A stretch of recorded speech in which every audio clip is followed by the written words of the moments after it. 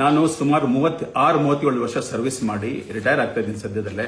ನಾನು ಏನೋ ಒಂದು ನನಗೆ ನನ್ನ ಅಡ್ವೆಂಚರು, ನನಗೆ ನೇಚರ್ ಅಂತ ತುಂಬಾ ಇಷ್ಟ. ನಾನು ಇಲ್ಲಿ ಇದ್ಕೊಂಡು ಜೊತೆಗೆ ನನಗೂ ಏನೋ ಒಂದು ಜೀವನದ ಒಂದು ದಾರಿ ಆಗುತ್ತೆ ರಿಟೈರ್ ಆದ್ಮೇಲೆ. ನನ್ನ ಪ್ಯಾಷನ್ ನಾನು ಏನಿತ್ತು ನನ್ನ ಲೈಫಲ್ಲಿ ಇತ್ತು, ನನಗೆ ಮಾಡೋಕ್ಕಾಗಿಲ್ಲ. ರಿಟೈರ್ಮೆಂಟ್ ಆದಾದ್ರೂ ನಾನು ಮಾಡೋಣ ಅಂತ ನನಗೆ ಇಷ್ಟ ಆಯಿತು.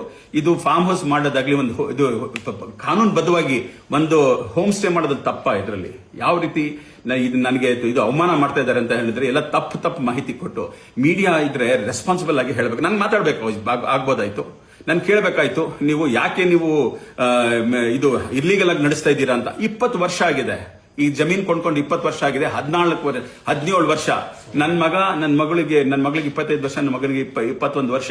ನಾನು ಭುಜದ ಮೇಲೆ ಎತ್ಕೊಂಡು ಬರ್ತಾ ಇದ್ದೀವಿ ಫಾರ್ಮ್ಗೆ. ನಾನು ಇದ್ದಾಗ ಆವಾಗಿಂದ ನನ್ನ ಪ್ರತಿ ಮನೆಯವ್ರು ನನಗೆ ಗೊತ್ತಿದ್ದಾರೆ. ಇಲ್ಲಿ ಕೆಲವೊಂದಷ್ಟು ಜನ ಬ್ಲಾಕ್ ಮೇಲರ್ಸ್ ಸೇರ್ಕೊಂಡು ಮೀಡಿಯಾದವ್ರಿಗೆ ಕರ್ಕೊಂಡ್ ಬರ್ತಾ ಇದಾರೆ, ಬ್ಲಾಕ್ ಮೇಲ್ ಮಾಡ್ತಾರೆ. ಇಲ್ಲಿ ತಗೊಂಡ್ ಬಂದ್ಬಿಟ್ಟು ದಿನನಿತ್ಯ ಬರೋದು, ಬ್ಲಾಕ್ ಮೇಲ್ ಮಾಡೋದು. ಮುಂದುವರೆದು ನಾನೇನಕ್ಕೆ ಹೇಳಕ್ ಇಷ್ಟಪಡ್ತೀನಿ ಅಂತಂತ ಹೇಳಿದ್ರೆ, ನಾನು ಯಾವತ್ತೂ ನನ್ನ ಜೀವನದಲ್ಲಿ ಯಾವುದೇ ತರ ಅಕ್ರಮವಾದಂತ ಕೆಲಸ ಮಾಡಿಲ್ಲ.